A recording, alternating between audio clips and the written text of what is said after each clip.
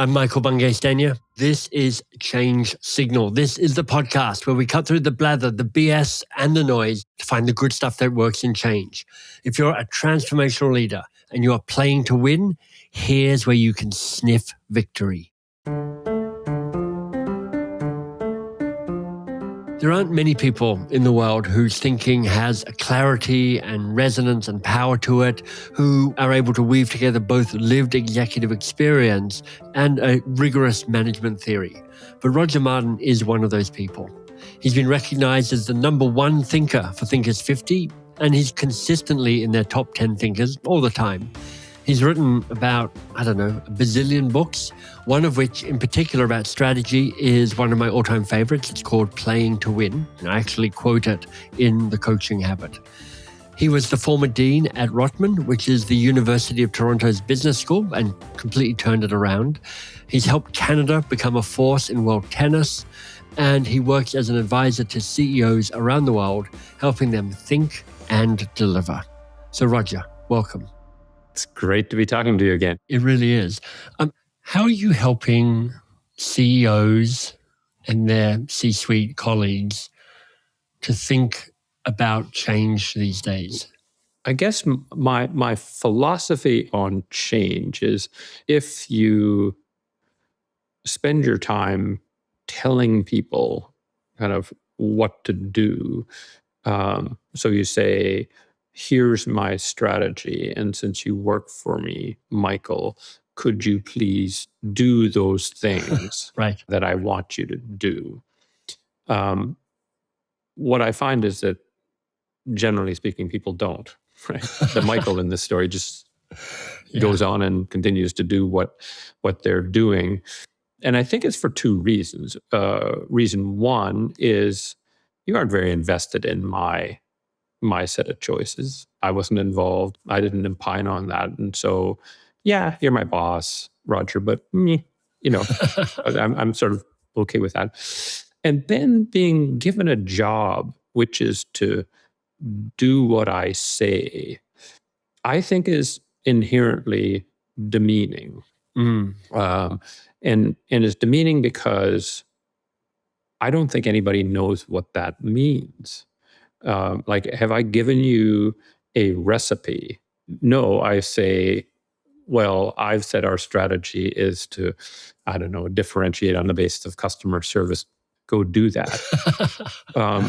You, in fact, have to make a whole bunch of choices that feel and look a lot like the choices I just got through making, but I'm demeaning them by saying, just kind of go and execute. So I know there's a slightly long-winded answer to your question, but to bring about change, I think you have to assign jobs to people that they really want to do. Right. And you're not pandering to them. You're actually giving them a good job. So let's say I'm a CEO and you're head of a business reporting to me. I say, here are the choices I made. I said, we need to differentiate on the basis of customer service. Right. If I say to you, Michael, in your business, what I need you to do is figure out kind of what would differentiating customer service mean to the customers in your business. Yeah. I know it's going to be different than Rob's business over there. He'll have his own definition and Jennifer will have hers over on that business. But I need you to think really hard about that and come up with a way to do that. And I'll help you if you like. You can come back at any point and talk me through it. Yeah. And if you, after a whole lot of thought, come back to me and say, Roger, I have no idea in my business how that can be done. Tell me, because then I've made a bad choice, right? I've assumed that you can, that this will work in your business, but it doesn't. Yeah. So that's what I call choice chartering. And I think that is the thing that is most significant in bringing about real change. I gave you a real job, a tough job, a demanding job, and people like tough, demanding jobs. They don't like stupid jobs. I love that you go on there so fast, because one of the things that I've been sitting with and trying to figure out is, and this is probably my language slightly different, but how do you distribute agency in an organization? How do you invite people to take the job, take the role, make the choices, figure stuff out, face the struggle, keep going through the successes and the failures of that? And it feels like a very hard knot to untangle, because if I can't say to people, I'm just giving you agency, because that is a paradoxical statement. It's, Right. it's or an oxymoronic statement. Yes. But, I sat with some people who lead change in Toronto over breakfast this morning, and I asked this question, which is like, how do you invite people to take up more agency? And there was a lot of kind of jazz hands going on and not a whole lot of kind of clarity about how to do it. Yes. And there are no doubt some people in an organization who love that. They're at one end of a bell curve and they're like, I will absolutely seize the agency that is there for me to take. But I'm wondering what wisdom you have around a wider net for people who might step into that space. Well, for starters, those people make me nervous. I got this, people, to be honest, because I think in an organization, choices have to fit together, and that means kind of working together. Yeah. So that's one point. The other point is, not many people like abstraction, like high levels of abstraction. So if you say to somebody, I would like you to exhibit agency, they're going to say, what the hell is that? Yeah. Or they'll define it as something you don't want it as. So my prescription, for what it's worth, for getting agency is a couple of things. One is telling your subordinates the form of the answer, not the answer. Tell them the form of the answer that you need, which makes it less abstract. So I'll give you an example. When A.G. Lafley took over as CEO, probably the thing that pissed him off more than anything else is what had happened to diapers, baby diapers. They invented it. Yeah. Procter & Gamble commercialized this and had 100% market share. And in the years leading up to him taking over in 2000, they had lost market share leadership to Kimberly-Clark, Huggies. Yes. It's Pampers versus Huggies, right? And by piss them off, you're just doing some sort of pun there to do with diapers. Right? I see where you're going with that. Yes. So it was an inadvertent pun. So it just made him mad that we had lost market share leadership in it. And he was tired of all the excuse mongering from the diaper people. And so he brought a wonderful woman named Deb Henretta over from Laundry, who he had worked for her when he was running Laundry, promoted her against the wishes of almost everybody because it was a big promotion for her, and sat her down. And I was in the meeting, so I know what he said. So he said to Deb, it's unacceptable that we've lost market share leadership to Kimberly-Clark, and actually their value share leadership is even worse than their market share. They have higher value share. What they've done is figured out all the ways to add value, pull-ups, which were just becoming a thing then, little swimmers for in swimming pools, and all these little profit pools, and have figured all those out. And we've all said, meh. And we've focused on all this internal stuff. We've built bigger, kind of more faster lines and have a standard converter and spending $2 billion on that.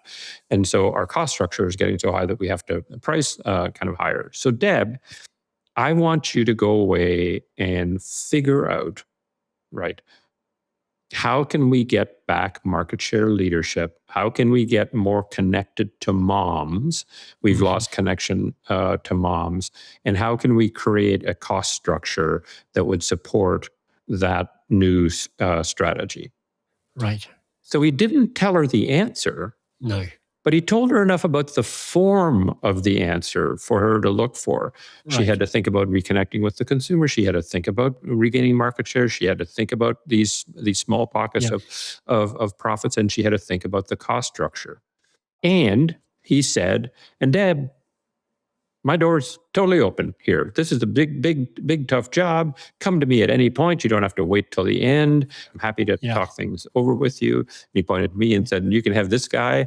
Anything, any help you want, you just call up Roger. If you've ever wondered what psychological safety might sound like, well, this is an example.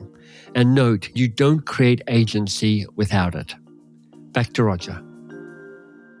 That to me is the kind of behavior that takes down the levels of abstraction, gives a concrete, here's what a good answer would look like. It's sort of like if you're doing linear programming. Here's the objective function. You're like, here's what you know is good. But then also is collegial. Mm-hmm. I'll help you. You don't have to go away and do this all on your own. And I think if you do all those things, you can get people to take agency without asking them take agency. Yeah. And you can get the kind of agency you want, because if they just say, yes, sir, and then come back to you with the final all singing, all dancing answer, it might not be a great answer for the company. Right. Because, one of the rules of companies is as you go higher in the company, you get farther from the customer, but you have more of an understanding how the pieces of the overall company fit together. Right. Farther down you get closer to the customer, farther away than how they fit together. So in some sense, if you're at the top of a company, what you have to do is contribute how the pieces fit together. Right. Yeah. But you have to get their help in getting closer to the customer, because no matter how hard you try, you've got, as CEO, you've got a lot of other tasks. AG was famous for getting close as he could to the customer, but he couldn't get as close to the customer as somebody who didn't have to worry about 95% of the things he had to worry about on a daily basis. Roger, you've talked about, you've been thinking about thinking. Yeah. And you're known for your understanding of how mental models shape how we see the world.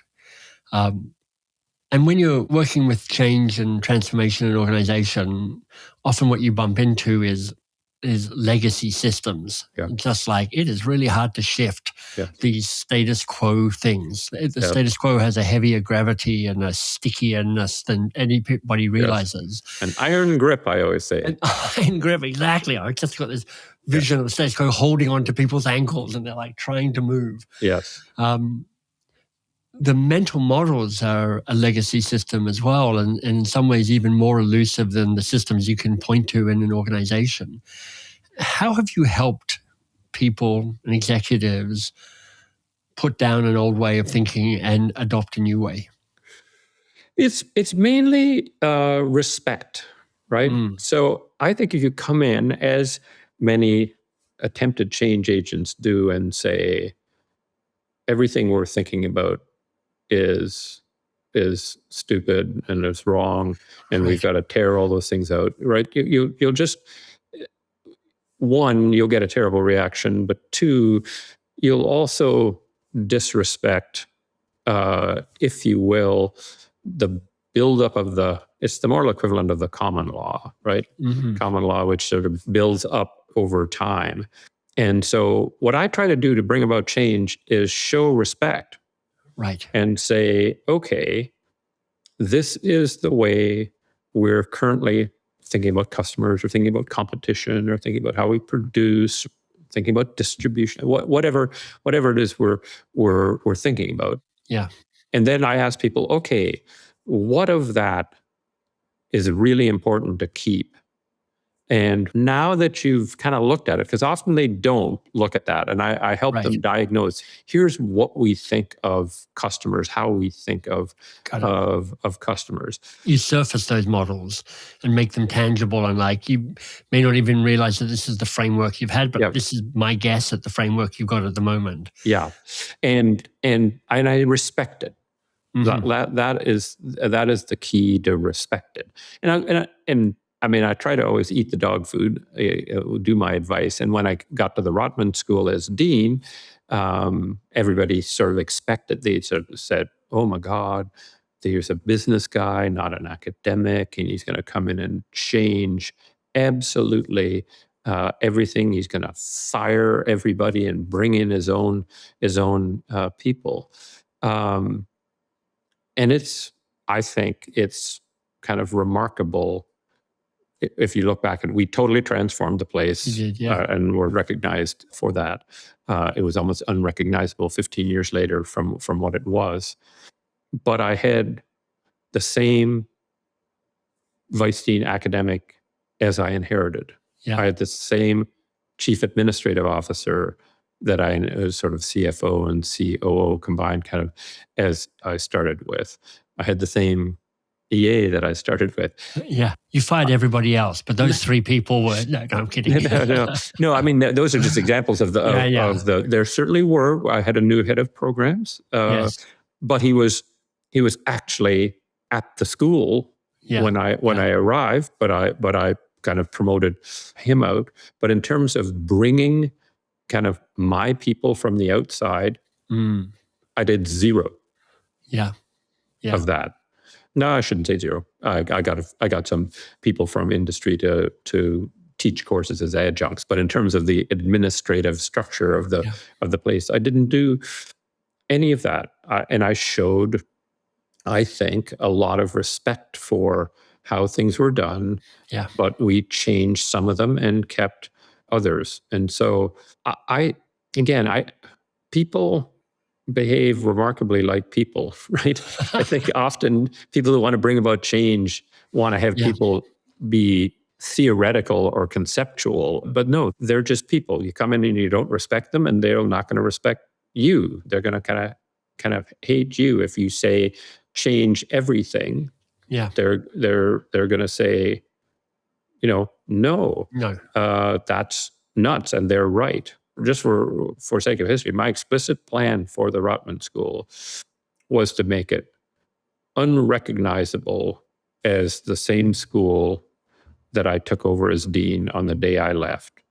That people, if they took those two snapshots, they'd say, those aren't the same. But it would change by so little each year that nobody would freak out, get nervous and worried and whatever. So I took a very slow but steady approach to what. I mean, I'm just saying what people on the outside said. They said I was the most innovative dean, and the Rotman School accomplished the most of any business school during the period I was dean. I don't say that to brag, but to say I did. You did the thing. Yeah. Yeah, I did do the thing I said, and we had remarkably few unwanted departures, like legendarily few in the professoriate, for example. And it's because people didn't see me tossing everything overboard.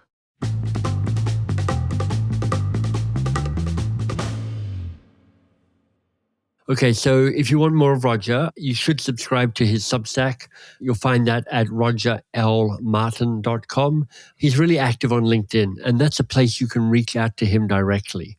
In fact, he encourages it. He said to me, I love conversation. So if somebody listens to the podcast and says, look, I wonder about whatever the topic is, send him an email or a note on LinkedIn, and he will try and respond. That's a nice offer. All right, on with the conversation. One of the things you articulated was, you arrived and you had an idea that Rotman, unrecognizable after 15 years under your deanship. Yep. I'm curious to know what you think the role of vision in change might be. I personally find a lot of the things that leaders have put up around this is the change we want to be in this company pretty underwhelming, kind of how you started our conversation, which is like, well, I'm glad you're excited about this, but nobody else is. Yeah. Clearly that vision was important for you as an internal motivator, but I'm wondering how widely you shared it, how important you think vision might be for helping an organization transform. I think it's really important. I think it has to have some certain qualities, though, to not be negative, right? Yeah. If people think it's completely nuts and there is no way to get there, right, then it might be a negative. But in lots of the things I've done, people think it's completely nuts. They kind of, I think, tried to set me up a little bit. I started September 1, 1998, and I got called to faculty council to give my vision for the school on September 11th, 1998. So I had 11 days to it, and I think they were trying to set me up and have me be timid because I didn't have much time. But I wasn't. I just said, this is not good for University of Toronto or Ontario or Canada. We have none right now, but it should be Canada's only consequential global business school. And I think we can be it. And University of Toronto deserves that. The City of Toronto deserves it. The Province of Ontario deserves it. Canada deserves it. We're going to do that. And we're going to do it not by being the same as everybody else, but we're going to do it by being different. And I laid out some things about how we're going to be different and what we had to fix. We had to fix the economics of the place. We had to fix our reputation. We had to fix blah, blah, blah, blah, blah. And one of the very most senior half dozen faculty came to my office afterwards to express how disappointing he was, and how this simply wasn't going to work. And he implored me. He said, "You said you don't care about Canadian competition. You want to stand globally and be the only one that's consequential. Right now, we're so far behind Ivy, which was number one at the time. We're so far behind Ivy that just closing the gap, that would be a good goal so that it's not sort of embarrassing for us." So I had people who were like that.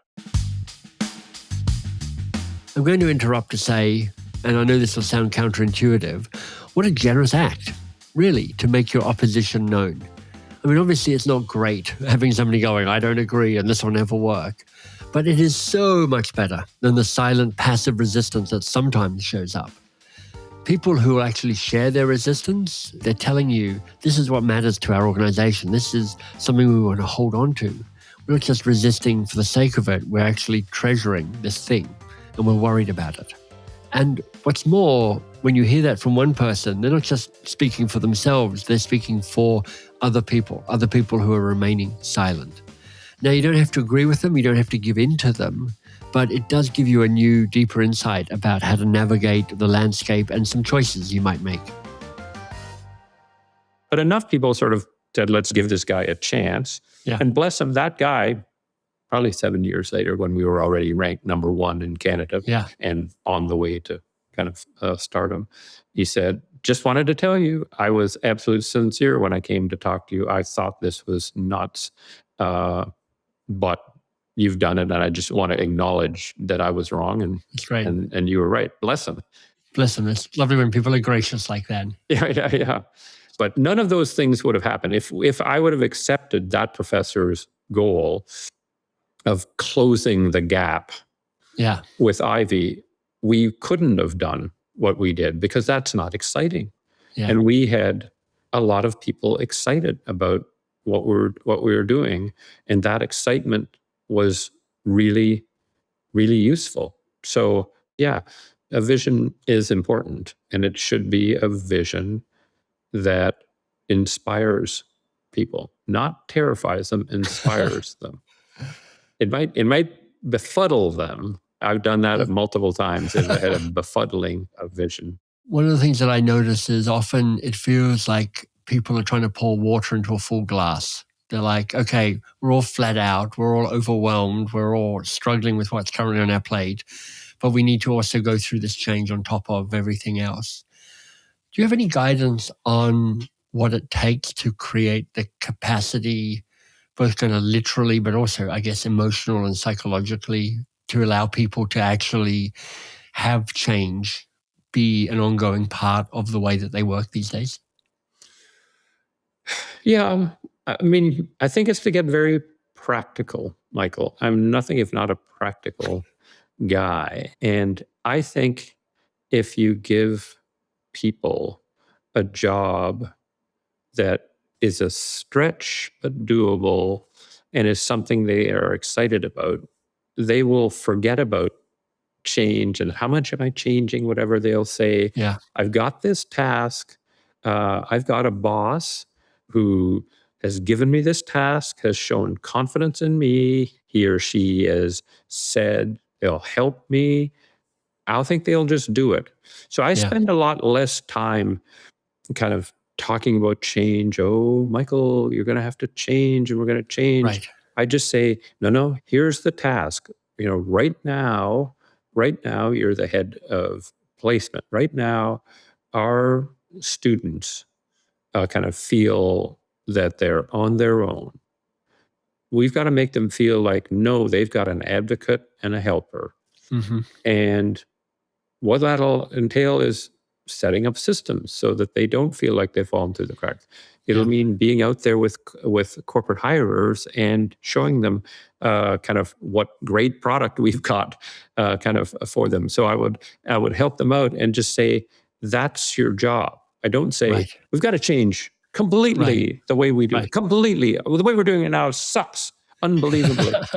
I just don't do that. I describe the form that an answer needs to have, useful. The features and qualities, and downplay how much change that is.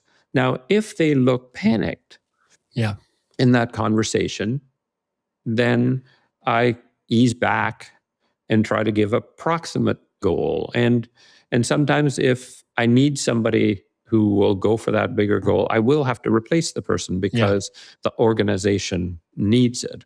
But again, I